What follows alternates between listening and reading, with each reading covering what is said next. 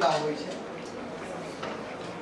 અને સાતેય ઘોડાને નિયંત્રિત કરવાના હોય છે. એટલે એમને સમય વિશે થોડું સભાન રહેવાનું થાય. તેજીને ટકોરો જેમ અત્યાર સુધી સમય બરાબર સચવાતો આવ્યો.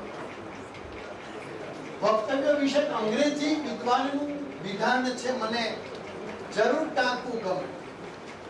અનાયાસેમાં એને સ્ત્રીને જ લીધી. જુઓ, આ સ્ત્રીનું સૌભાગ્ય કે દુર્ભાગ્ય, કે પછી સ્ત્રી એક આકર્ષણનું કેન્દ્ર છે, માટે બેનરમાં પણ વારંવાર જુદા જુદા રૂપે આવે છે. મેં તો વક્તવ્યો ન ગમે તો કઈ નહીં, એટલી બેનર જોઈને એ રાજી રહેવાય.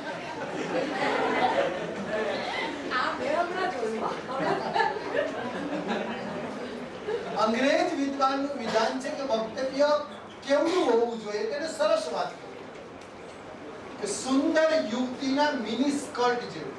જો આ યુવતી પાછી સૌંદર્ય કેમ પછી એને ખુલાસો કરે, ઓબ્જેક્ટ કવર કરી શકે ને એટલું લાંબુ, અને એટ્રેક્શન જન્માવી શકે એટલું ટૂંકું.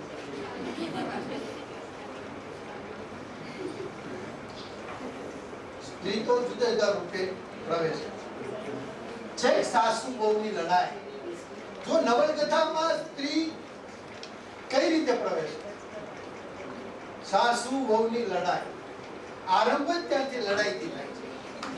તો પછી સરસ્વતી ચંદ્રમાં કુમુદ અને કુસુમ દ્વારા સંયમિત થતી સ્ત્રી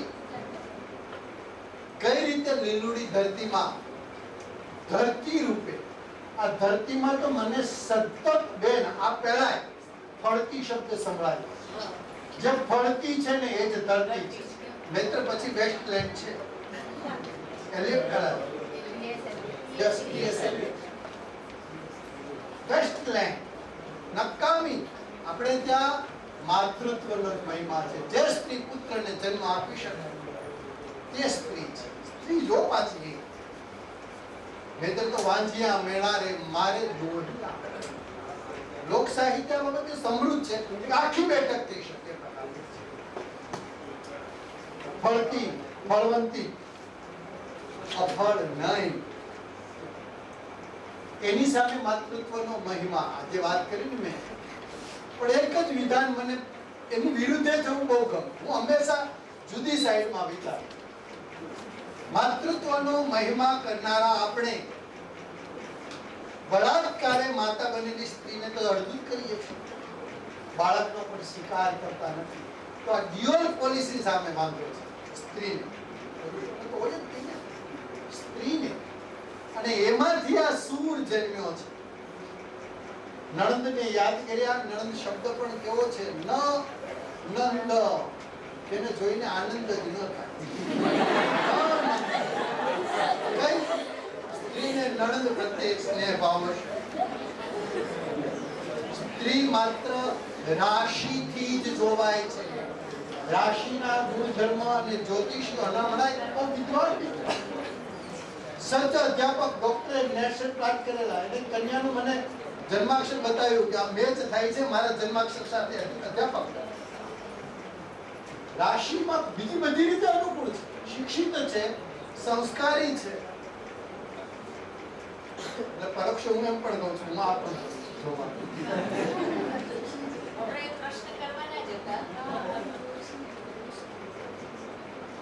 તો વોટ્સ યોર રાશિ?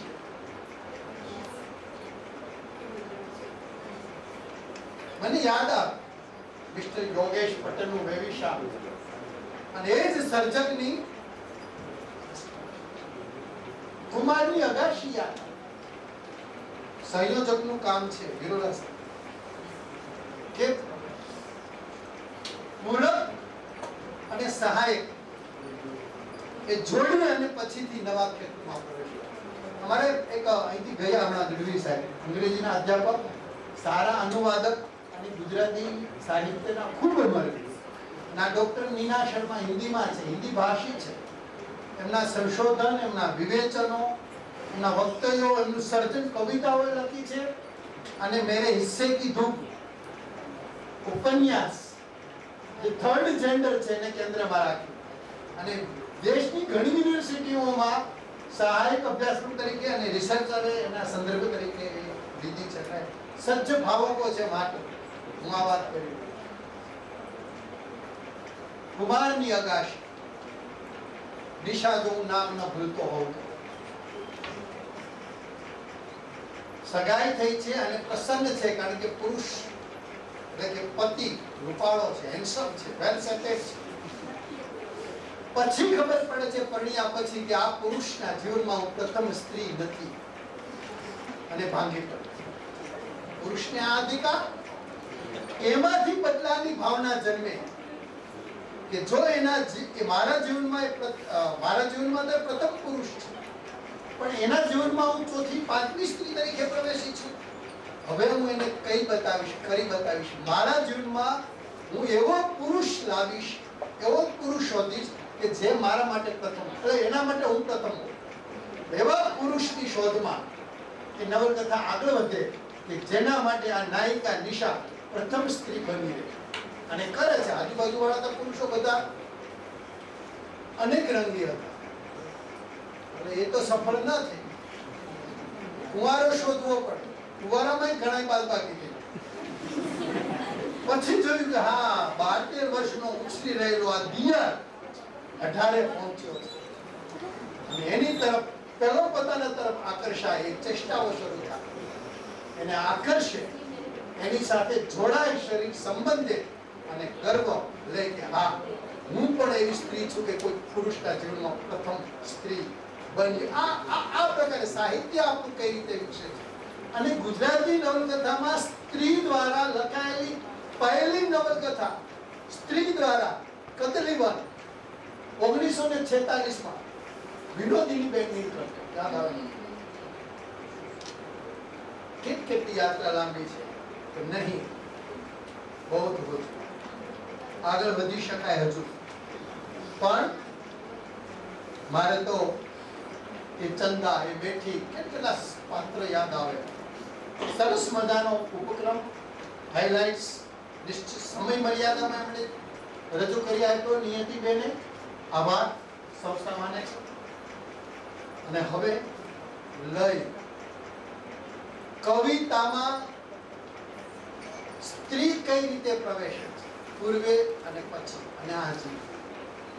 સ્ત્રીએ શા માટે કવિતા પાસે જવું પડ્યું છે? કોઈ ભલે કહેતા કે તમે પ્રેમની વાતો કરશો, અમે કરીશું પ્રેમ, પણ ના, આ પ્રેમ આજે તો લગભગ મેં યાદી જોઈને 250 જેટલી બહેનો કવિતા લખે છે. પ્રથમ ઉષા બેન જ આ મેં આજથી 5 વર્ષ પહેલા ગયેલું, આજે કહું. તેરવે ઉગ્યું આકાશ, જો યાદ હોય તો તમને. ગુજરાતી કવિત્રીઓના કાવ્યોનું સંપાદન લતા હિરાણીના બધાએ કર્યું છે. યાદી જોતો તો 250 ને અતિક્રમી જાય છે. તો આપણે પૂર્વેની જે છે મધ્યકાળના એમણે એવા લીધા છે, એમને બાદ કરીએ 250 તો 100%. અત્યારે કોઈ 51મી જન્મી હશે કોને પ્રયોગ કરતી. કવિત્રીઓ સક્રિય થઈ છે. એવા સમયે કામ અઘરું છે પણ મધ્યકાળે લીધું જ નથી. દાદા હો દીકરી વાગડ માનવ દેશો રે સઈ, વાગડની વડિયાઈ સાસુ તોય હલી રે દાદા હોદી. ના પાડે દાદાની દીકરી કે નહીં. આ પ્રદેશમાં પ્રદેશ પણ કુખ્યાત હોય. આ બાજુ કઈક અમુક ઉમરેઠના ઊંડા કુવા, દીકરી દીદી કે જીવતા મુવા, આ બાજુ પણ એની કહેવત છે કે પ્રદેશ. હા, તો મધ્યકાળથી શરૂ કરીને લોક સાહિત્યની શરૂ કરીને અર્વાચીનમાં સ્ત્રી કેવા હાજરે સપનામાં મેં તો સ્ત્રી આપણે લાગે પ્રસન્ન છે. હાજરે સપનામાં મેં તો ડોલતા ડુંગર દીઠા જો, ખળખળતી નદીઓ રે સાહેલી, મારા સપનામાં સમૃદ્ધિનું લાગે પણ એ સપનું છે, વાસ્તવ ક્યારેય નથી થવાનું. આ વેદના. એટલે કવિતા ઉલ્લાસમાં પણ વેદનાની વાત વણી લે છે. રમેશ પારેખ, વર્ષાબેન એક સરસ કામ કર્યું. રમેશ પારેખની કાવ્ય બહુ સરસ મજાની ગીત બાંધે. હું પછી વર્ષાબેનને બોલાવું. મોરપીંછ. આજ મને મોરપીંછના શુકન થયા સખી, આજ મને મોરપીંછના શુકન થયા સખી. તો જો ઉલ્લાસનું ગીત છે. મોરપીંછના શુકન થવા શુભની નિશાની છે, પણ હવે શુભની અંદર છુપાયેલી વેદના. મોરને એનું કોઈ ચોમાસું સાંભળી આવે, એટલા લોચન વહ્યા સખી. આ લોચન વહેવામાં વેદના છે. ગોરમાને 5 આંગળીએ પૂજ્યા પછી જે અધૂરા ઓળતા છે એની વાત. વર્ષા પ્રજાપતિ કવયિત્રી છે. મોરપીંછના સરનામે સંગ્રહ એટલે કવયિત્રી ઉપરાંત વિવેચક અને સહૃદયી ભાવક પણ છે. આપણે એમને નિમંત્રણ આપીએ કે આવો અને કવિતાની વાત કરો, કવિતામાં રહેલી સ્ત્રીની વાત કરો. ડોક્ટર વર્ષા ઉપાધ્યાય અમદાવાદની કોલેજમાં અધ્યાપક છે.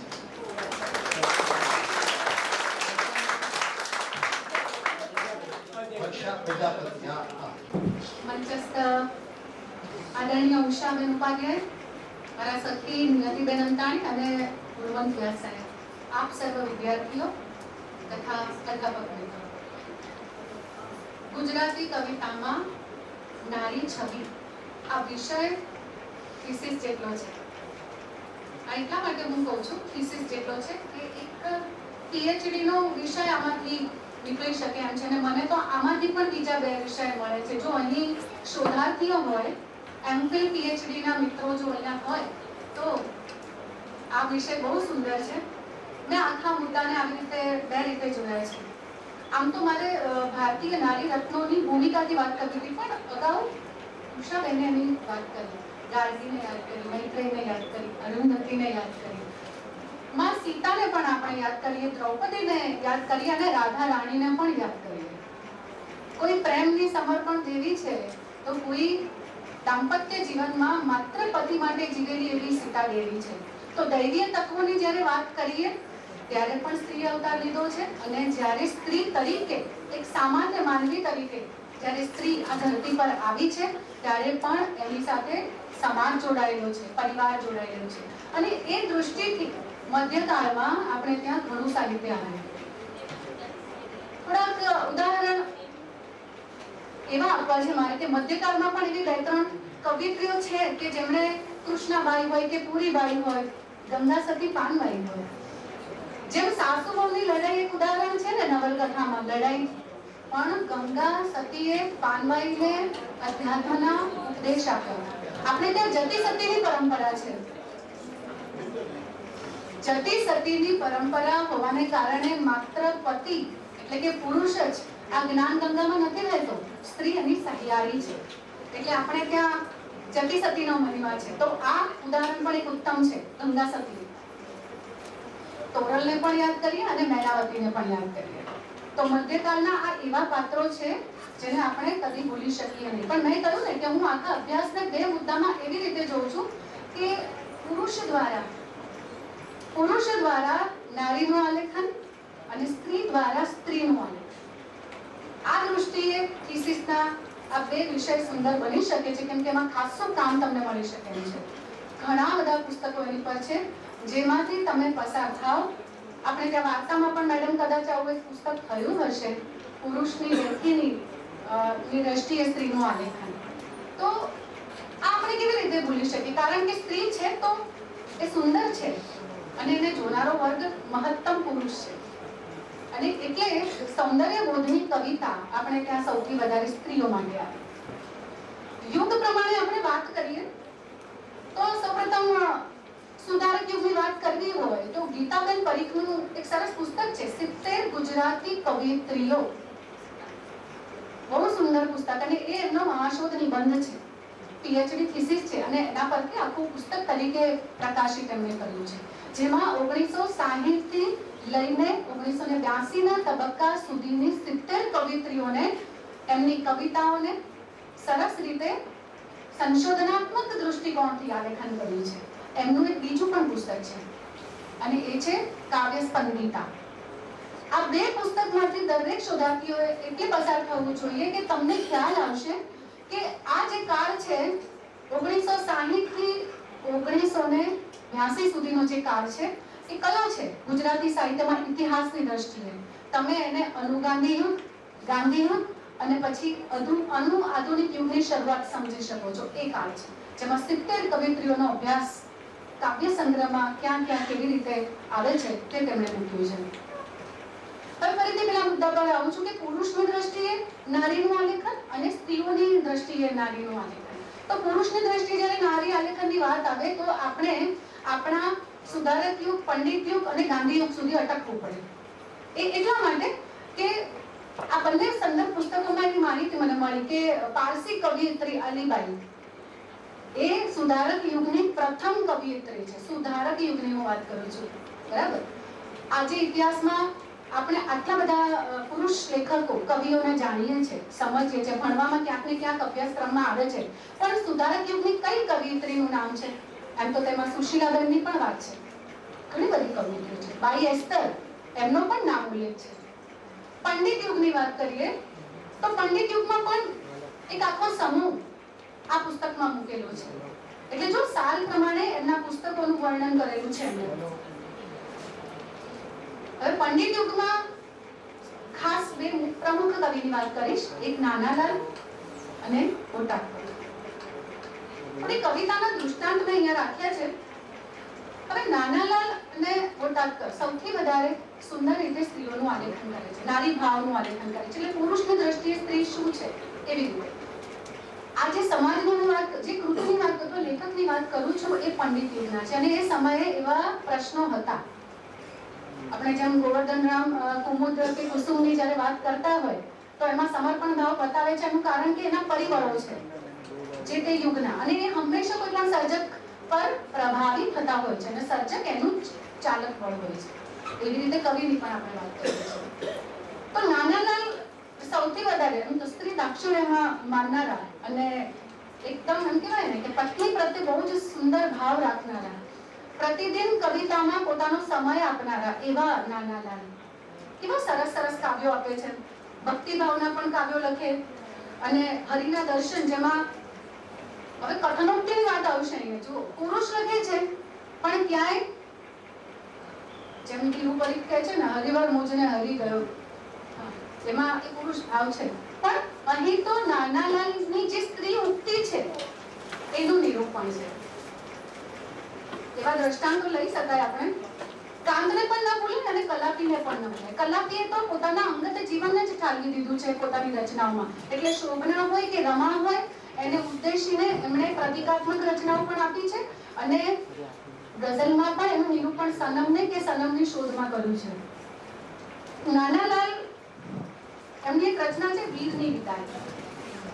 મારા કેસર ભીના કંઠ હો સીધાવો જી રણવાટ, આબ ધ્રુજે ધરણી ધમધમે રાજ ઘેરો, ઘેરા ઘેરો શંખનાદ ધુંધુભી બોલે મહારાજના હો, સામંતના જયવાદ મારા કેસર ભીના કંઠ. તો અહીં લખનાર છે પુરુષવર્ગ એટલે કે નાનાલાલ, પણ એમની જે કથન ઉક્તિ છે, કવિતામાં પણ કથન ઉક્તિ હોય. અને આ બહુ રસનો વિષય છે જેની પર કામ નથી થતું, બરાબર ને હનુમાનભાઈ? બહુ જ ઓછું થયું છે. રણ મેદાને પતિને યુદ્ધ માટે મોકલતી આ શૌર્યવતી સ્ત્રીનું ગીત છે. ગાઈ પણ શકાય, પણ ગાવા જઈએ તો ઘણા બધા કવિઓ પછી છૂટી જાય. તો આવા નાનાલાલ હરિના દર્શનમાં એમણે હરિભક્તિની વાત કરી છે અને એમાં એમણે પોતાને એક ગોપી ભાવ, સ્ત્રી ભાવ ધારણ કરીને જ રજૂઆત કરી છે. શા માટે પુરુષો આવો સ્ત્રી ભાવ ધારણ કરી અને કવિતાઓમાં જતા હોય છે? એનું એક મુખ્ય કારણ, આ જગતની જ્યારે ઉત્પત્તિ થઈ ને ત્યારે એવું કહેવાય છે, પુરાણોમાં આલેખન છે કે બ્રહ્માજી એનું સર્જન કર્યું છે પણ આખું સફેદ હતું બધું, કારણ કે સરસ્વતીજીની સાથે નહોતા રાખ્યા. અને જેવા સરસ્વતીનું આહ્વાન કર્યું તો બધું ચેતનવંતું અને રંગબેરંગી થઈ ગયું, બરાબર? રંગીન થઈ ગયું, બધું કલરફુલ થઈ ગયું. આનો અર્થ શું છે? એ જીવન ત્યારે છે જો એ જીવનમાં સ્ત્રીનું સ્ત્રીનું પ્રાગટ્ય છે, સ્ત્રીનો સ્પર્શ છે, અને પછી આ સૃષ્ટિ ચેતામણી થઈ હતી. અને એટલા માટે પણ આપણે ત્યાં જ્યારે માતૃભક્તિ ગાવામાં આવે છે ત્યારે મોટા ભાગનો વર્ગ પુરુષ વર્ગ છે. વલ્લભ મેવાડાની આરતી આપણને યાદ આવે છે. મધ્યકાળમાં ઘણા બધા દૃષ્ટાંત મળે. નરસિંહની જ વાત કરી લો ને, આજની ઘડી તે રળિયામણી હારે સખી હારે વાલા, બંને બાજુ એના સંબોધન જુઓ. ગોપી ભાવ ધારણ કરે છે. તો દયારામને તો તમે છોડી જ ના શકો. ગરબીઓ પાસે જઈ અને કે ગરબી સ્વરૂપમાં આપણે સૌથી વધારે પદો આપ્યા છે. તો આ એવા દૃષ્ટાંતો છે જે પુરુષ કવિ છે અને સ્ત્રીનું એટલે સ્ત્રી ભાવે આલેખન કરતા આ સર્જકો છે, એટલે કે કવિ છે.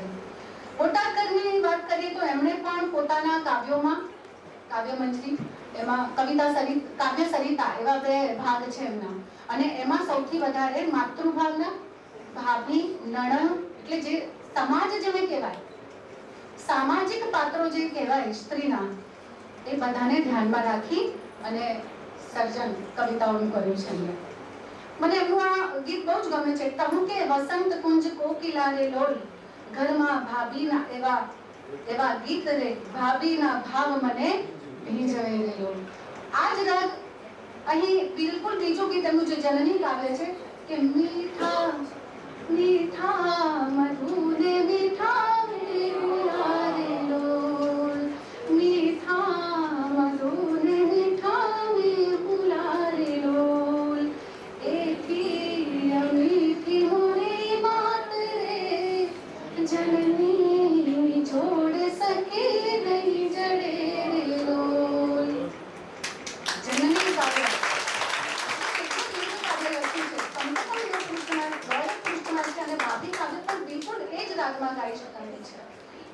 ભાભીના કેટલા બધા એના કેટલા બધા ભાવ.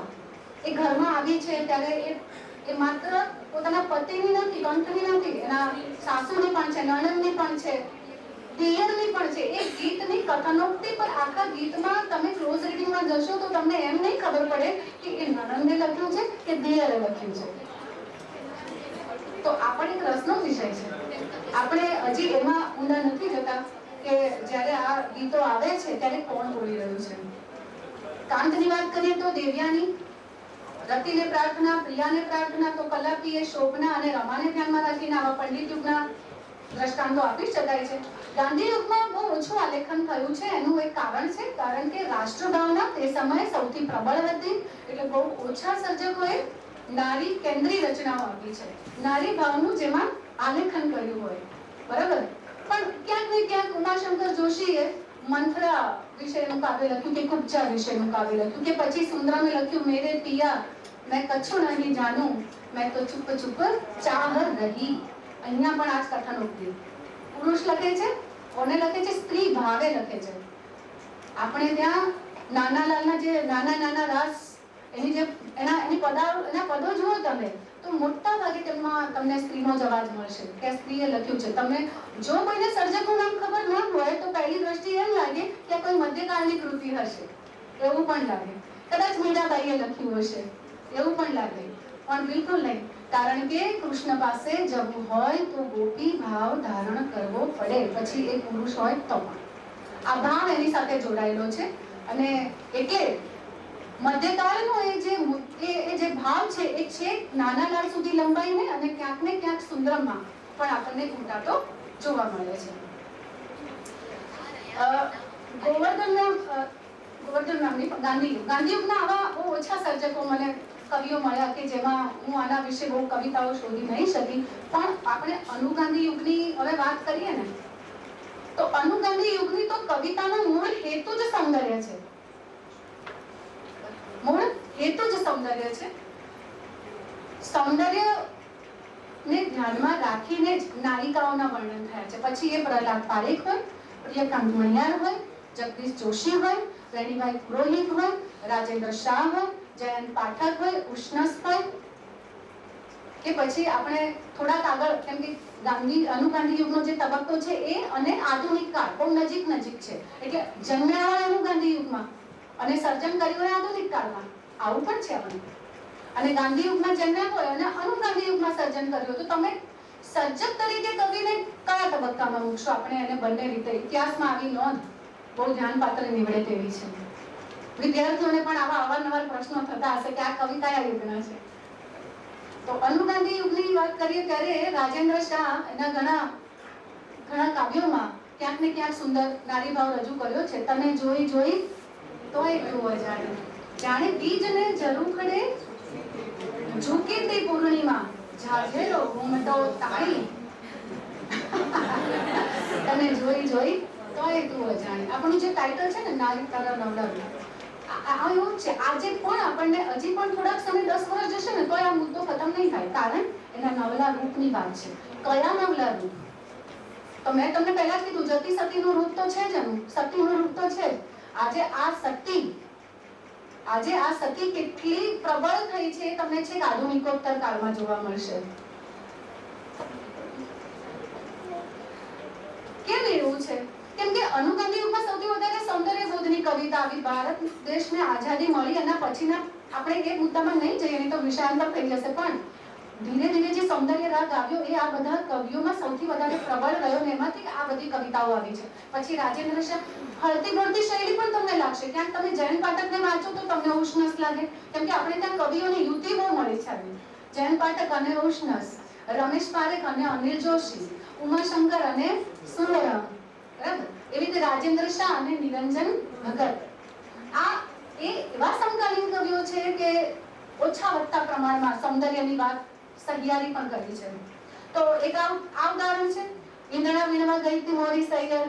આજે તો એ રાસ ગરબામાં પણ આપણે ત્યાં સરસ રીતે ગવાય છે. લોકગીત બની ગયું છે. લોકગીતની કક્ષા બહુ ઊંચી છે. લખનાર તો પહેલો કવિ જ હોય છે, પણ એ લોકો સુધી પહોંચી ગયા પછી લોકભોગ્ય બની જતો હોવાથી એ લોકગીત બની જતું હોય છે. એવી બોટાદકરની પણ આવી જ રચનાઓ છે જે લોકભોગ્ય બની અને લોકગીતમાં સમાવિષ્ટ થઈ છે. પ્રિયકા નડિયારે પણ એ 16 વર્ષની છોરી, સરવરીએ જલને ભરતી તોય એની મટકી રહેતી કોરી, એવી રચના પણ આપી છે. અને જગદીશ જોશી, બહુ જાણીતી રચના અમે ખોબો ભરીને અમે એટલું હસ્યા કે કૂવો ભરીને અમે રોઈ પડ્યા. દમયંતી બેને એને બહુ સરસ રીતે ગાયું છે. ખોબો ભરીને અમે એટલું હસ્યા કે કૂવો ભરીને અમે રોઈ પડ્યા, ખોબો ભરીને અમે એટલું હસ્યા. આ અભિવ્યક્તિ ખોબો અને કૂવો, આ બે શબ્દો પર તમારે અટકવાનું છે. નારીનું જે જીવન છે ને એ ખોબાથી શરૂ થાય અને કૂવામાં આખું જ્યારે બહુ ઊંડે ખૂટી ગઈ એમ પછી તો એના ઓરતા કેટલા બધા અધૂરા રહી જાય છે. એ આખા ગીતમાં છે. અને આનો પ્રસંગનગર સ્વર આપણને રમેશ પારેખમાં પણ જોવા મળે. સાવરીઓ રે મારો સાવરીઓ, હું તો ખોબો માંગુ ને દઈ દે દરિયો. એક કવિએ કૂવો પ્રતીક કર્યું છે ઉપયોગમાં, તો એક કવિએ પ્રસન્ન સ્વરે પ્રેમનો ભાવ ગાવ્યો છે, એટલા માટે એને દરિયાનું રૂપક એમાં લીધું છે. હું તો ખોબો માંગુ કે દઈ દે દરિયો. આવા પણ સાવરિયા છે કે કૂવામાં ના નાખે, દરિયા સુધી લઈ જાય. એવી રીતે ઇન્દુલાલ ગાંધી પણ ખરા. અને હવે આધુનિક કવિઓની વાત કરીએ ત્યારે પ્રમુખ બે કવિની જ વાત કરીશ. એમાં એક રમેશ પારેખ અને બીજા વિનોદ જોશી. બંને એવા કવિઓ છે કે જેમણે સૌથી વધારે નારી કેન્દ્રી રચનાઓ આપી છે, નારી ભાવની રચનાઓ આપી છે.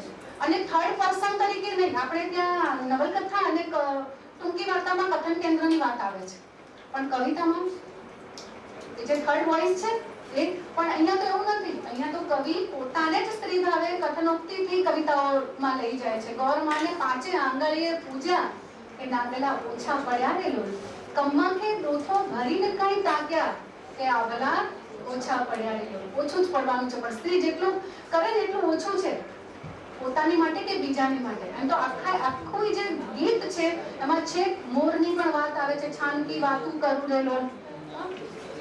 કેટલા બધા એમણે તો કુમારિકાના ભાવ લીધા. એમણે નાયિકા પ્રધાન 4-5 કાવ્યો આપ્યા છે, હસીનાને ને સરલાને. પછી પહેલી માથાબોળ નાતી જે કન્યા છે, જે પ્રથમ વર્ષ 16 વર્ષની ઉંમરમાં રજસ્વલા થાય અને પહેલીવાર માથાબોળ નાય, એવો ભાવ પણ આ કવિ લઈને આવ્યો. તમે વિચાર તો કરો કે પુરુષની દૃષ્ટિ આ પડદાયા પ્રવેશની કવિતા ના કહી શકીએ આપણે. કે એટલે ઊંડે સુધી લઈ ગયા. કદાચ આ કોઈ સ્ત્રીએ પણ લખ્યું હોત, હે ને? પણ અહીંયા એવું નથી થતું. રમેશ પારેખ જ લખે છે. અને મીરા સામે પાર એ તો એમનો આખો એક ગીત સંગ્રહ જેવો છે કે જેમાં આપણે એમાંથી પસાર થઈએ ને તો આપણને એવું લાગે કે આ મીરાએ લખી હશે રચના, પણ એમાં પણ એમણે થોડુંક પોતાની સભાનતા રાખીને એવી રચનાઓ આપી છે કે મીરાબાઈ એ મીરા ચેતના બની શક્યા. ભક્તિનું ઉત્તમ ઉદાહરણ. એમાં એનો ઠાવકો અવાજ કેવો છે કે રહેશું અમે ગુમાનમાં, હરિસંગ નહીં બોલીએ. રહેશું અમે ગુમાનમાં, હરિસંગ નહીં બોલીએ. જો અહીંયા તમે એમ કહી શકો કેમ કે આ આધુનિક કવિ છે. હરિસંગ નહીં બોલીએ, પ્રેમ કરીશ, બધું કરીશ, પણ કઈ તું કેમ નહીં કરું. પણ હરિને આવું ઠાવકાપણું આપી શકે છે, એની સાથે લડી ઝઘડી શકે છે. પોતાના પતિ સાથે ભલે લડી ઝઘડે નહીં, પણ હરિ સાથે લડી ઝઘડે. તો એક આ રચના છે એમની. ગોરમાને પાંચે આંગળીને આવી તો ઘણી બધી રચના છે. અનિલ જોશીની કન્યા વિદાય રચના છે, એ આપણને યાદ આવે છે. બહુ રૂપકાત્મક શૈલીમાં એમણે વાત કરી છે. કે મણીલાલ દેસાઈની પેલી રચના હોય ઉંમરે ઊભી સાંભળું રે બોલવાલમના, વાટ જોતી નાયિકાનું ગીત છે. રાજસ્થાન તો એવી ભૂમિ છે કે જ્યાં પતિઓને બીજા જ દેશમાં જઈને કામ કરવાનું હોય અને કાયમ એમને તો રાહ જોવાની હોય પોતાના પતિની. એવી નાયિકાઓનું જે સ્વર કહેવાય ને એ ક્યાંક ને ક્યાંક આ સૌરાષ્ટ્રમાં પણ આપણને સંભળાય છે. ઉંમરે ઊભી પછી એ કેવી કેવી ધારણાઓ કરે છે. આવશો તો અમે આમ કરશું, ખેલશું રે બધા આખા અંતરામાં પછી તો આવે છે. ઉંમરે ઊભી સાંભળો રે બોલવાલમના, ઘરમાં સૂતી સાંભળો રે બોલવાલમના, બોલવાલમના.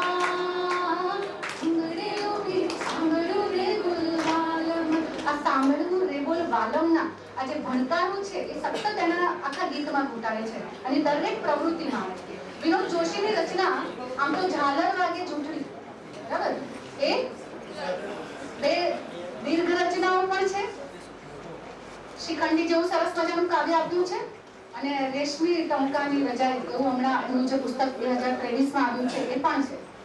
બહુ ઉત્તમ રચના, બહુ ઉત્તમ રચનાકાર અને સૈરેન્દ્રી જેટલી સુંદર પ્રબંધ કવિતા મને નથી લાગતું કે આ યુગમાં કોઈ લખી શકે. આગળ મૂકી દો તો કોઈ આવે. જે કવિતાના સૌંદર્યને નથી સમજતો અને માત્ર ઇતિહાસ કે પુરાણ સુધીની જેવી સમજ છે ત્યાં જે અટકી જાય છે. બાકી સૈરેન્દ્રી ખૂબ સુંદર પ્રબંધ કાવ્ય છે જેના ઊંડાણથી એનો ક્લોઝ રીડિંગ કરો તો દ્રૌપદીના પાત્રને, કેમ કે કવિને તો એ સત્તા છે જ્યાં ન પહોંચે રવિ ત્યાં પહોંચે કવિ.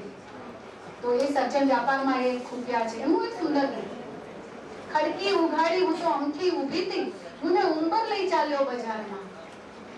ખડકી અને ઉંબર બંને શબ્દનો તમે ભાવ તમે ક્લોઝ રીડિંગ કરો એમાં બિટવીન ધ ટેક્સ્ટમાં જાઓ તો ખડકી એ સ્ત્રીલિંગ વાચક શબ્દ થઈ જાય અને ઉંબર બરાબર પુરુષવાચક શબ્દ થઈ જાય. પણ જો એનું આ બજારનું આખું એમાં વર્ણન કર્યું છે. પહેલા તંબોળીની વાત કરી, પછી વાણીડાની વાત કરી અને પછી પિંજારાની વાત કરી. હવે પિંજારો તો પિંજી નાખે એવું કામ કરે. પ્રેમમાં પિંજાઈ જવાની ભાવનાનું આ ગીત છે, બરાબર. અને એ આખા ગીતમાં એ ભાવને એમણે ગૂંથ્યો છે કે અહીંયા પણ સ્ત્રીના સૌંદર્યની વાત અને મનોહર ત્રિવેદી રીસામણે જતી કણવણનું ગીત લખ્યું. આમાં આધુનિકોત્તર કવિતાનો મિજાજ તમને જોવા મળશે કે કાંખમાં મેલ્યું, કેમ કે કવિતાનું ટાઇટલ જ એમ છે રીસામણે જતી કણવણનું ગીત. કાંખમાં મેલ્યું છોકરો માથે પોટલો હાલી પીર, પીરનો અર્થ છે પિયર, બરાબર. કાંખમાં મેલ્યું છોકરો માથે પોટલો હાલી પીર, પગથી ઠસા વેર ઉતાવળ સામટી ઉડે જેમ કે ઉડે આભમાં કાબર કીર. લય તો તમે જુઓ ને કેટલો ઉત્તમ લય પસંદ કર્યો છે કવિ. કેવી રીતે નીકળી છે જો નાયિકા આખું ચિત્ર તમને દેખાશે આમાં તો આ છે આ આધુનિકોત્તર કવિતાનું જે સૌથી સૌંદર્યવાળું પાસું છે ને કવિતામાં એ નારીનું આવું પણ આલેખન કરે છે ભાષાકીય પરિબળને કારણે. કેવી રીતે તો કે કાંખમાં છોકરું આ કઈ આ પેલી નથી કે 1 વર્ષ થયું પરણ્યું નામ નીકળી ગયું ચલો હવે આપણે છૂટાછેડા લઈએ. એવો ઠસ્સો અહીંયા એના કરતા જુદો કે પાછી ગ્રામ કન્યા છે એટલે. પછી શું કે છે મરને માથા બાંધણું મેલું દાટ જોઈ સામવર તો વાવડ પૂછતો મારા ગામના મારે શું. ભલે વરજીને પૂછવો તો પૂછાવ્યા કરે કે પેલી શું કરે છે, શું મારે કોઈને નથી પૂછવું અને મારે કોઈ વાવડ પૂછાવડાવવા નથી. આ એનો ઠસ્સો છે. જીવ ટાઠો બોળ રાખશું ભરત ભરશું આંટે પર લીલોડા હિચકો અને હું. કેટલી સરસ વાત કરી, હિંચકો અને હું. આ એને સ્વીકાર ભાવ છે એનો, કે કદાચ મને કાલે નહીં બોલાવે તો ભરત ભરીશ, આ બધું કામ કરી લઈશ અને હું મારા હિંચકામાં ઝૂલ્યા કરીશ અને મારું જીવન ગાળીશ. ને મારી બલા રાત બેઠે ઉજાગરા બેઠે વ્રત બેઠે ઉપવાસ નિતારે આંખેથી ઉના નીર. હું કઈ એવી કમજોર સ્ત્રી નથી કે ઘરમાં બેઠા બેઠા એના નામના રોદણા રોઉં. એને ઉના આંસુ જો વેઢવા હોય તો ભલે વેઢારે. આ ભાવ કોણ છે? અને આમ તો બીજો અંતરો પણ એનો સુંદર છે. સુરેશ દલાલ હોય કે પછી આજના કવિ સ્નેહી પરમાર હોય, જેની પ્રતિકાત્મક ગઝલ છે કીડી, વાંચવા જેવી રચના છે એમની. પણ હવે હું આધુનિકોત્તર કવિતાના થોડા ઉદાહરણ આપીશ. સ્નેહી પરમારે તો આજનો સાહેબ, આજ તો મને 16મું બેઠ, એ તો યોગેશ જોશીની પણ આજ અજવાળી આઠમને તેડે આવજો, એમાં આઠમના ચંદ્રને પસંદ કરી અને કેવી રીતે એક સ્ત્રી જે પોતાના પતિને બોલાવે છે પિયરમાં કે આજે હવે તમે મને તેડી જાઓ, એનું સુંદર ગીત આપ્યું છે. અને કીડી તો બહુ જ પ્રતિકાત્મક ગઝલ છે. સાપને પણ હો એનો ડર કીડી, આવતું હો જ્યાં તારું દર કીડી. એવો સટાક પ્રહાર કરતું આ ગઝલ રચના છે જેમના મુકેશ, હા એ પણ યાદ આવે છે. અને મુકેશ દવે હજી હમણાં તાજો સંગ્રહ આપ્યો છે, એક જણ જીવી ગયો, અને એમાં પીડિતાના દર્શનનું પણ ગીતનો ઉલ્લેખ એમણે કર્યો છે. અને અમરેલી જિલ્લાના બધા સાહેબ પોતે અમરેલીના છે એટલે લગભગ આ બધાથી પરિચિત છે. હવે જે બીજો મુદ્દો છે ને, આધુનિકોત્તર ગાળામાં જે સ્ત્રીઓ પોતાનું કઈ રીતે આલેખન કરે છે, આ આજના વિદ્યાર્થી માટેનો પણ બહુ સરસ મુદ્દો છે. કોઈક પાટણના વિદ્યાર્થી છે PhD ના, જેમણે બીજા દાયકાના મેડમ 11 થી 20 ના દાયકાની ગઝલ રચનાઓમાં ખાસ સ્ત્રીઓનું પ્રદાન કઈ રીતે છે એના વિષય પર કામ કરે છે. પણ હજી જે અછાંદસ બીજા સ્વરૂપો જે રહી જાય છે, ગીતની વાત છે તો એની પર હજી એટલું કામ નથી થયું. પણ આધુનિકોત્તર કવિત્રીઓની જ્યારે આપણે વાત કરીએ ને તો આપણે પન્ના નાયકને ભૂલી ના શકીએ. પ્રવેશ અંતિમે, વિદેશીની વિદેશીની એવા પ્રખર કાવ્ય સંગ્રહ જેમણે આપ્યા છે. અને એની પૂર્વે પહેલા જે ગીતા પરિચય, બંનેના હીરાબેન પાઠક એમના પુસ્તકમાં સરસ લખે છે કે બંને બે છેડાના કવિત્રીઓ છે. ગીતાબેન એ સૌથી વધારે સંભાવના, સમર્પણ ભાવના અને બહુ શાંતિવાળા જીવનનો સ્વીકાર કરનારા કવિત્રી છે. જ્યારે પન્ના નાયક છે એ અભાવોની સામે પ્રતિકાર કરનારા, સમસ્યાઓની સામે અવાજ કરનારા કવિત્રી છે. અને એવા જ બીજા કવિત્રી છે નીતા રામૈયા. એ માત્ર અછાંદસ કવિતાઓ નથી લખતા, એમણે તો બાળ સાહિત્ય પણ આપ્યું છે. તો તમે જુઓ કે આજની જે કવિયત્રીઓ છે કેવા સ્વરૂપમાં કામ કરે છે. અને નિયતિબેન એવા બે ત્રણ, દેવાંગીબેનનું પણ નામ આપ્યું, રાધિકાબેનનું પણ નામ આપ્યું, એવા ઉદાહરણ આપ્યા છે. ઉષાબેનને તો આપણે કેમ ભૂલી શકાય? શ્યામ પંખી આવ અને અરુંધતીનો તારો. તમને હું તો ગીતો લખું છું બરાબર છે, પણ મારી પૂર્વેના એટલે કે તો ક્યારના લખે છે. તો ગીતનો જે મિજાજ, જે હમણાં મેં ગીત પઠન કર્યું ને તમારી સામે, મનોહર ત્રિવેદી, એક દી પેલા ઝાડને જોઈ થાય કે મને, એ આખો એ જ લય તમને મેડમ ક્યારેક તમને સંભળાવશે, કવિ સંમેલન કરજો ત્યારે મેડમની એ રચના તમે અચૂકથી સાંભળશો. એવો લયનો તડકો એમાં તમને જોવા મળશે. તમે પાંખો કાપીને આબ અકબંધ રાખ્યું ને એનું તે નામ તમે સંબંધ રાખ્યું. આ પન્ના નાયકની રચના છે. પણ હવે એ પ્રતિકારવાળી જે ભાવના છે એ ક્યાંક ને ક્યાંક આગળ વધીને ઉષાબેનના કાવ્યોમાં સહજતા, સ્વીકાર એવા ભાવથી પણ આવે છે અને વિરોધ કરતા ભાવથી પણ ક્યાંક ને ક્યાંક જોવા મળે છે. તો બે ધારી તલવારે, બે પક્ષમાં કવિ લઈ જાય, કવિત્રી આપણને વિહાર કરાવે છે આ રચનાઓમાં. આજની હવે જે કવિત્રીઓ છે એની થોડીક હું વાત કરું. નીતા રામૈયાને એમ તો મેં ઘણા ઉદાહરણ લીધા છે, પણ કાલિંદીબેનનો શેત્રુંજી કાવ્ય સંગ્રહ જે છે અછાંદસે વાંચવા જેવો છે. 2019માં એ પ્રકાશિત થયો છે. એમને પ્રેશર કુકર કરીને બહુ સરસ, મને એનો અવાજ બહુ ગમે છે. કવિતા જે સીધી સમજાય એને કવિતા નથી કહેવાતી, પણ જે વ્યંજના સુધીના સ્તરમાં જે લઈ જાય તો એ સૌથી વધારે અછાંદસમાં આપણને મજા પડે છે. નારી એટલે પ્રેશર કુકર, નારી એટલે પ્રેશર કુકર, તેની વિસલ પર ધ્યાન નહીં આપો તો તે ફાટી જશે. સાંભળજો બરાબર. તેની વિસલ પર ધ્યાન નહીં આપો તો ફાટી જશે અને ઘરનું છાપરું ઉડાવી દેશે. દોષ બધા પ્રેશર કુકરનો કાઢશે અને તેને ભંગારમાં કાઢી નાખશે. લઈ આવશે બીજું નવું પ્રેશર કુકર.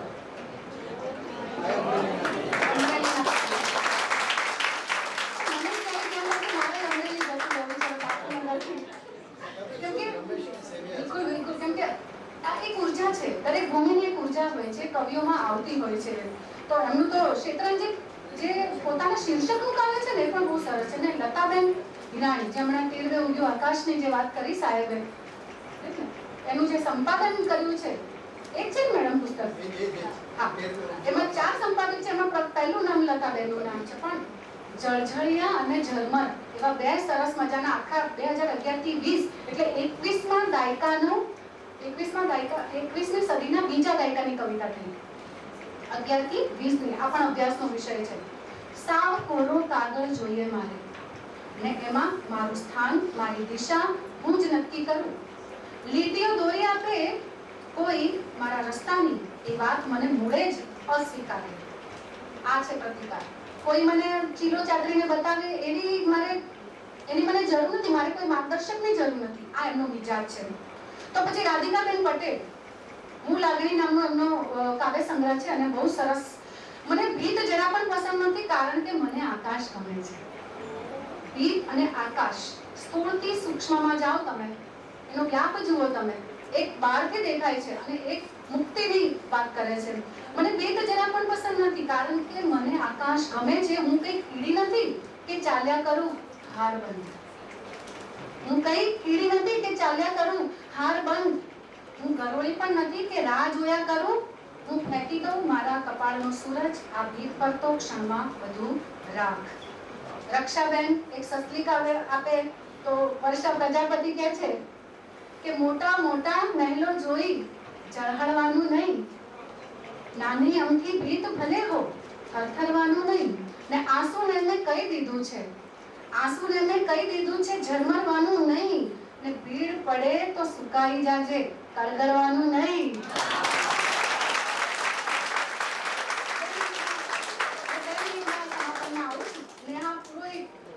ચૂપ રહો તો સારું, હરી તમારા લાખ તમાશા હવે નહીં ભંડારું. આ અહીંયા પેલી જ વાત, હરીને પણ સામે જવાબ આપી દે, રહેશું અમે ગુમાનમાં, હરી સંગ નહીં બોલીએ. રમેશ પારેખ તમને અહીંયા ફરીથી યાદ આવે.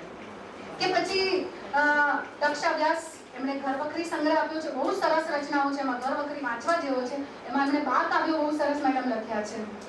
મનીષા જોશી છે એ કંદરા કંદમૂળ એવા સંગ્રહો આપે છે. અને છેલ્લે એમણે 20માં થાક સંગ્રહ આપ્યો છે. ગોપાલી બુચ બીજને જરૂર ખેતી, અને ભાર્ગવી પંડ્યા ભવાપણાના છાંયડે. તમે આ શીર્ષકોમાં પણ જાઓ તોય તમને મજા આવશે. સ્ત્રી આપોઆપ જ પકડાઈ જશે કેવી રીતે ઉભરે છે. જે કવિઓ પરંપરાગત હતા, ગાંધી યુગના હતા કે પંડિત યુગના હતા, એમણે એમના યુગ પરિબળને કારણે સ્ત્રીને એવી રીતે આકારિત કરી છે, એના રૂપ ગુણને. પણ સ્ત્રી જ્યારે સ્વયં પોતાની વાત કરે છે ને, તો હમણાં તમે રાધિકાબેન પટેલની કવિતામાં સાંભળ્યું ને, હું કઈ ગરોળી નથી, હું કઈ કીડી નથી, તો આ ઉદ્ઘોષણાત્મક શૈલી છે, આ પ્રતિકાર શૈલી છે. અને જે માત્ર ને માત્ર બહારના રૂપની નહીં, અંતર્મનની વાત સુધી તમને લઈ જાય છે કે હું આ નથી, હું તે નથી. તો પૂર્વી બ્રહ્મભટ્ટ, લક્ષ્મી ડોબરિયા, કિરણ જોગીદાસ, રીનલ પટેલ, આજના સમયની છેક અત્યાર સુધીની કવિયત્રીઓનો પણ મેં આમાં આલેખ કરી દીધો છે. બસ મારું મંતવ્ય એટલું જ હતું કે હું તમારી સમક્ષ 2 પોઈન્ટ ઓફ વ્યૂથી મારી વાત મૂકું. એક પુરુષની દ્રષ્ટિએ નારીનું જે નવતર આલેખન થયું છે તે, અને જે નારીની દ્રષ્ટિએ નારીનું અવલેખન થયું છે તે. આપ સર્વે મને શાંતિથી સાંભળી સર્વનો ખૂબ ખૂબ આભાર માનું છું.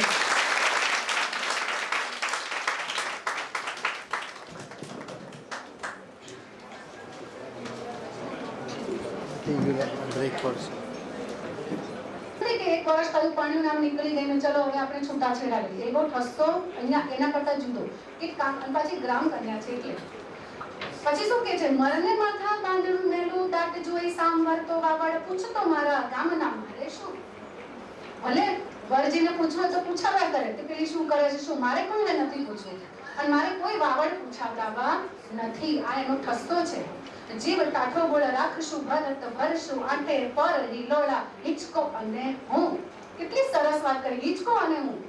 આ એને સ્વીકાર ભાવ છે એનો કે કદાચ મને કાલે નહીં બોલાવે તો ભરત ભરીશ, આ બધું કામ કરી લઈશ, અને હું મારા હિંચકામાં ઝૂલ્યા કરીશ, મારું જીવન ગાળીશ. મારી બલા રાત બેઠે ઉજાગરા બેઠે વ્રત બેઠે ઉપવાસ નિતારે આંખેથી ઉના નીર. હું કઈ એવી કમજોર સ્ત્રી નથી કે ઘરમાં બેઠા બેઠા એના નામના રોદણા રોઈ. એને ઉના આંસુ જો વેઢાવા હોય તો ભલે વેઢારે. આ ભાવ કોણ છે? અને આમ તો બીજો અંતરો પણ એનો સુંદર છે. સુરેશ દલાલ હોય કે પછી આજના કવિ સ્નેહી પરમાર હોય, જેની પ્રતિકાત્મક ગઝલ છે કીડી, વાંચવા જેવી રચના છે એમની. પણ હવે હું આધુનિકોત્તર કવિતાના થોડા ઉદાહરણ આપીશ.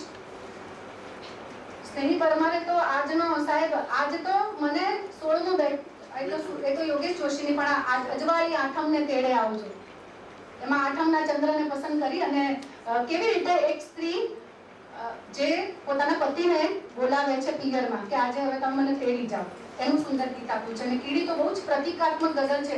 સાપને પણ હો એનો ડર કીડી, આવતું હો જ્યાં તારું દર કીડી.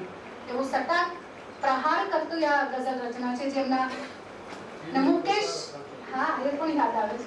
અને મુકેશ દવે હજી હમણાં તાજો સંગ્રહ આપ્યો છે, એક જણ જીવી ગયો, અને એમાં પીડિતાના દર્શનનું પણ ગીતનો ઉલ્લેખ એમણે કર્યો છે. અને અમરેલી જિલ્લાના બધા સાહેબ પોતે અમરેલીના છે એટલે લગભગ આ બધાથી પરિચિત છે. હવે જે બીજો મુદ્દો છે ને, આધુનિકોત્તર ગાળામાં જે સ્ત્રીઓ પોતાનું કઈ રીતે આલેખન કરે છે, આ આજના વિદ્યાર્થી માટેનો પણ બહુ સરસ મુદ્દો છે. કોઈક પાટણના વિદ્યાર્થી છે પીએચડીના, જેમણે બીજા દાયકાના મેડમ 11 થી 20ના દાયકાની ગઝલ રચનાઓમાં ખાસ સ્ત્રીઓનું પ્રદાન કઈ રીતે છે એના વિષય પર કામ કરે છે. પણ હજી જે અછાંદસ બીજા સ્વરૂપો જે રહી જાય છે, ગીતની વાત છે તો એની પર હજી એટલું કામ નથી થયું. પણ આધુનિકોત્તર કવિત્રીઓની જ્યારે આપણે વાત કરીએ તો આપણે પન્ના નાયકને ભૂલી ના શકીએ. પ્રવેશ અંતિમે, વિદેશીની એવા પ્રખર કાવ્ય સંગ્રહ જેમણે આપ્યા છે. અને એની પૂર્વે પહેલા જે ગીતા પરિચય, બંનેના હીરાબેન પાઠક એમના પુસ્તકમાં સરસ લખે છે કે બંને બે છેડાના કવિત્રીઓ છે. ગીતાબેન એ સૌથી વધારે સંભાવના, સમર્પણ ભાવના અને બહુ શાંતિવાળા જીવનનો સ્વીકાર કરનારા કવિત્રી છે. જ્યારે પન્ના નાયક છે એ અભાવોની સામે પ્રતિકાર કરનારા, સમસ્યાઓની સામે અવાજ કરનારા કવિયત્રી છે. અને એવા જ બીજા કવિયત્રી છે નીતા રામૈયા.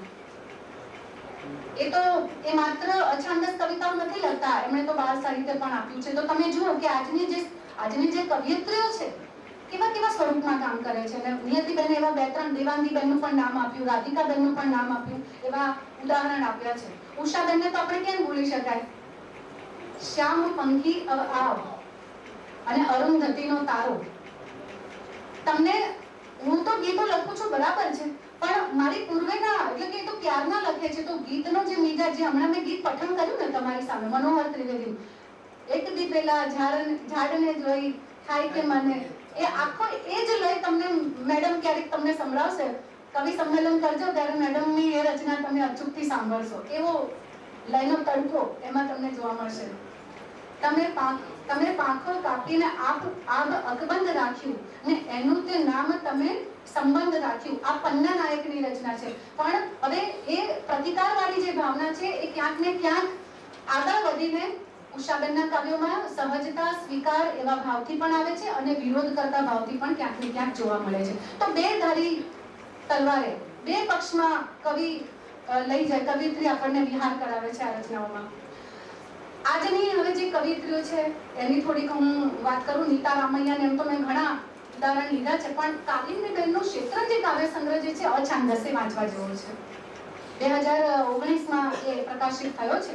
એમને પ્રેશર કુકર કરીને બહુ સરસ, મને એનો અવાજ બહુ ગમે છે. કવિતા જે સીધી સમજાય એને કવિતા નથી કહેવાતી, પણ જે વ્યંજના સુધીના સ્તરમાં જે લઈ જાય તો એ સૌથી વધારે અછાંદસમાં આપણને મજા પડે છે.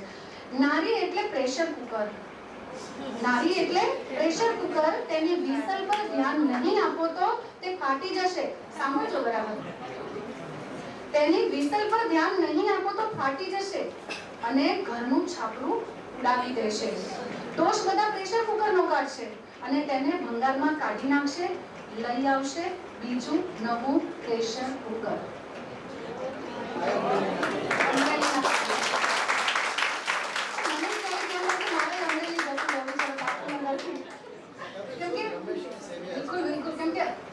એક ઉર્જા છે, દરેક ભૂમિની એક ઉર્જા હોય છે, કવિઓમાં આવતી હોય છે. તો એમનું તો શેત્રંજી જે પોતાના શીર્ષકનું કાવ્ય છે ને એ પણ બહુ સરસ છે. ને લતાબેન હિરાણી, જેમણે તીરવે ઉગ્યું આકાશની જે વાત કરી સાહેબે, એનું જે સંપાદન કર્યું છે એક છે ને મેડમ પુસ્તક? હા, એમાં 4 સંપાદક છે. એમાં પહેલું નામ લતાબેનનું નામ છે, પણ જળઝળિયા અને ઝરમર એવા 2 સરસ મજાના આખા 2011 થી 20 એટલે 21મા દાયકાનું 21મી સદીના બીજા દાયકાની કવિતા થઈ. 11 થી 20 ની આ પણ અભ્યાસનો વિષય છે. સાવ કોરો કાગળ જોઈએ મારે, ને એમાં મારું સ્થાન, મારી દિશા હું જ નક્કી કરું. લીટીઓ દોરી આપે કોઈ મારા રસ્તાની, એ વાત મને મૂળે જ અસ્વીકારે. આ છે પ્રતિકાર. કોઈ મને ચીલો ચાદરીને બતાવે એની મને જરૂર નથી, મારે કોઈ માર્ગદર્શકની જરૂર નથી. આ એમનો મિજાજ છે. તો પછી રાધિકાબેન પટેલ, હું લાગણી નામનો એમનો કાવ્ય સંગ્રહ છે અને બહુ સરસ. મને ભીત જરા પણ પસંદ નથી, કારણ કે મને આકાશ ગમે છે. ભીત અને આકાશ, સ્થૂળથી સૂક્ષ્મમાં જાઓ તમે, એનો વ્યાપ જુઓ તમે. એક બહારથી દેખાય છે અને એક મુક્તિની વાત કરે છે.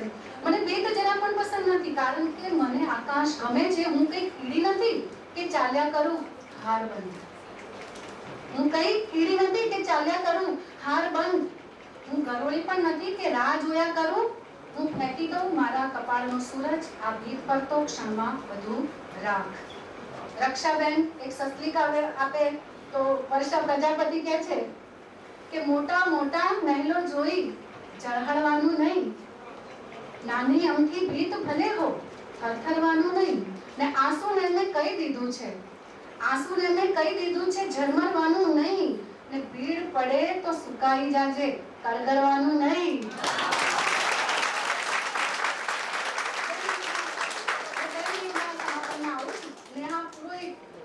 ચૂપ રહો તો સારું, હરી તમારા લાખ તમાશા હવે નહીં ભંડારું. આ અહીંયા પેલી જ વાત. હરીને પણ સામે જવાબ આપી દે, રહેશું અમે ગુમાનમાં, હરી સંગ નહીં બોલીએ. રમેશ પારેખ તમને અહીંયા ફરીથી યાદ આવે. કે પછી દક્ષા વ્યાસ, એમણે ઘરવખરી સંગ્રહ આપ્યો છે. બહુ સરસ રચનાઓ છે એમાં. ઘરવખરી વાંચવા જેવો છે. એમાં એમણે 12 કાવ્યો બહુ સરસ મેડમ લખ્યા છે. મનીષા જોશી છે, એ કંદરા કંદમૂળ એવા સંગ્રહો આપે છે. અને છેલ્લે એમણે 20માં થાક સંગ્રહ આપ્યો છે. ગોપાલી બુચ, બીજને જરૂર ખેતી, અને ભાર્ગવી પંડ્યા, ભવાપણાના છાંયડે. તમે આ શીર્ષકોમાં પણ જાઓ તોય તમને મજા આવશે. સ્ત્રી આપોઆપ જ પકડાઈ જશે કેવી રીતે ઉભરે છે. જે કવિઓ પરંપરાગત હતા, ગાંધી યુગના હતા કે પંડિત યુગના હતા, એમણે એમના યુગ પરિબળને કારણે સ્ત્રીને એવી રીતે આકારિત કરી છે, એના રૂપ ગુણને. પણ સ્ત્રી જ્યારે સ્વયં પોતાની વાત કરે છે ને, તો હમણાં તમે રાધિકાબેન પટેલની કવિતામાં સાંભળ્યું ને, હું કઈ ગરોળી નથી, હું કઈ કીડી નથી, તો આ ઉદ્ઘોષણાત્મક શૈલી છે, આ પ્રતિકાર શૈલી છે. અને જે માત્ર ને માત્ર બહારના રૂપની નહીં, અંતર્મનની વાત સુધી તમને લઈ જાય છે કે હું આ નથી, હું તે નથી. તો પૂર્વી બ્રહ્મભટ્ટ, લક્ષ્મી ડોબરિયા, કિરણ જોગીદાસ, રીનલ પટેલ, આજના સમયની છેક અત્યાર સુધીની કવિયત્રીઓનો પણ મેં આમાં આલેખ કરી દીધો છે. બસ મારું મંતવ્ય એટલું જ હતું કે હું તમારી સમક્ષ 2 પોઈન્ટ ઓફ વ્યૂ થી મારી વાત મૂકું. એક પુરુષની દ્રષ્ટિએ નારીનું જે નવતર આલેખન થયું છે તે, અને જે નારીની દ્રષ્ટિએ નારીનું અવલેખન થયું છે તે. આપ સર્વે મને શાંતિથી સાંભળી સર્વનો ખૂબ ખૂબ આભાર માનું છું.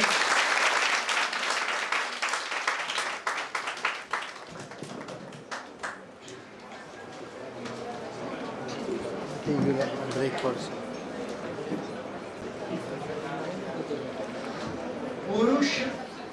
પુરુષાર્થના લીન થયું મારું, સખી સંગે થયો મધ્ય ગાવ. સખી સંગે થયો મધ્ય ગાવ. આ કાગડાથી ખીચો ખીચ ભરચક સભામાં એક કીડીએ ખોંખારો ખાધો. કાગડાથી ખીચો ખીચ ભરચક સભામાં એક કીડીએ ખોખારો ખાધો. તમને નથી ને કઈ વાંધો?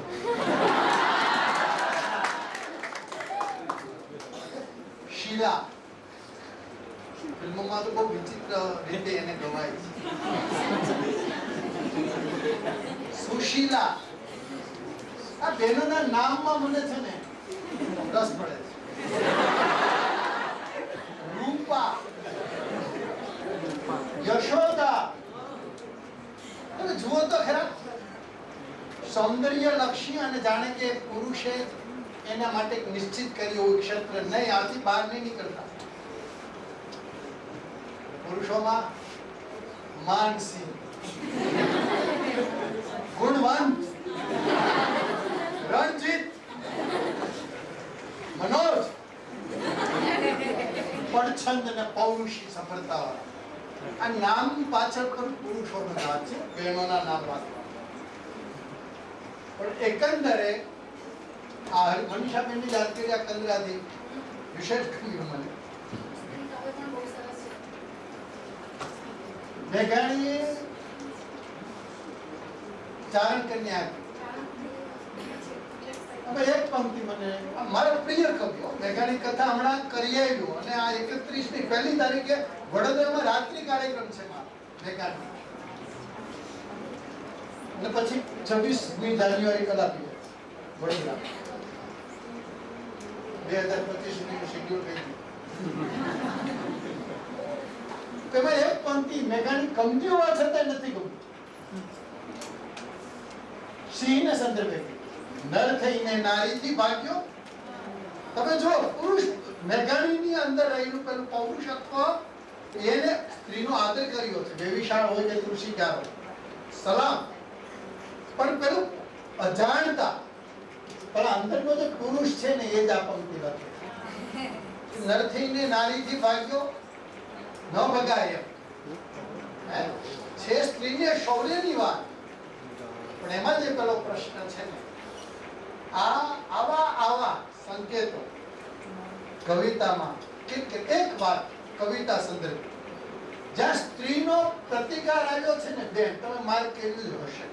કવિત્રી છે, એમણે પહેલો સંગ્રહ ગીત ગઝલ અને અછાંદસનો જળ બિલ્લોળી આપ્યો.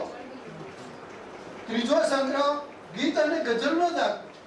પણ બીજો અરુંધતીનો તારો સપ્તર્ષિઓમાં જો સ્થાન પામ્યો છે, નાનકડો સાવ નાનકડો સ્થાન પામ્યો. ઝાંખો ને એવું સ્ત્રીનું સ્થાન જગ્યા પણ એમાં અછાંદસ છે. અને જ્યાં પ્રતિકાર છે ને એ અછાંદસ એ લયમાં ક્યારે છે. જ્યાં લય છે ત્યાં સૌંદર્ય છે, કવિતા પ્રેમ છે, આદર છે, માન છે અને પ્રશંસા છે ગીતમાં. જ્યાં લય આવ્યો ત્યાં રૂપ સૌંદર્ય આવ્યું છે, પ્રેમ આવ્યો છે, આકર્ષણ આવ્યું. એની બાદમાં આપણે નથી કરતા. પણ સ્ત્રી જ્યારે જાગૃત થઈ અને પ્રતિકાર કરવો શરૂ થયો ત્યારે ચાલ તોડી છે, લય તોડ્યો છે, પ્રલય પછી થયો છે. એટલે વિસ્ફોટની કવિતા એ કંદરામાં મળે છે, પન્ના નાયકમાં મળે છે. એ આ કાલિંદી પેનની તો નવલકથા પણ તમે અપરાજિતાની અદ્ભુત છે બેન, આપણે યાદ કરીએ. જુદી જ પ્રકારની નવલકથા છે. નારીવાદી નવલકથાઓમાં એક સ્વતંત્ર અભ્યાસ થઈ શકે પ્રકારની છે. પણ ફરીથી આપણે અહીંયા અટકીએ. જે અટકે છે ને એ જ ટકે છે. આથી માટે તેથી यात्री कृपया ध्यान दें.